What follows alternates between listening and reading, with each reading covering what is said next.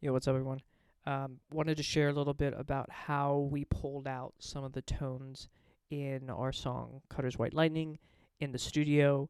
Um, so, first thing I'll say is that, you know, we're primarily a live band, and that's our bread and butter. And so, crafting a live tone is a lot different than, building something out of the studio, right? In particular, with regards to like layering.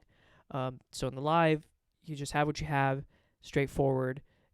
Especially on a three piece, it can be very sparse and heavy.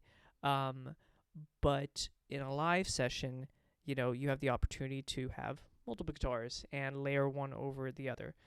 Something I had no idea about until I started working with our sound engineer Gaza, and so he was able to explain. He's like, yeah, we can craft something that's a lot more nuanced, and showed me how in the recording process you can really build out a 3D sound by layering different guitars, each with a different tonality, and as long as you're not stepping on one another, um, it comes out with a really unique sound. So Cutters is a great example of this. We used three guitars in the process. One was the Ibanez Hollow Body, second was the Stratocaster, and third was the Les Paul.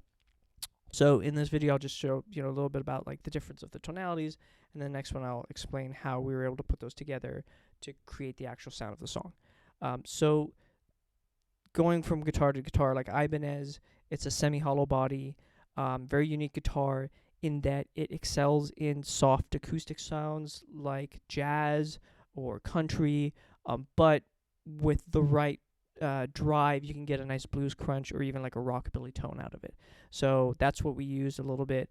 And then the Stratocaster is, of course, super flexible, middle of the road, electric sound. Excels in all types of different blues and rock, and then good mid-level distortion for hard rock. Although it stops just short of being like a heavy, heavy guitar. And then that's where the Les Paul comes in. So Les Paul are definitely the big guns with a really powerful sound. And then excels in pulling out a lot of that like darker tonality. So you can kind of think of those as like our different paintbrushes, and then in the next video I'll show you how to put those together and then get that different layering, at least how we did on Cutters.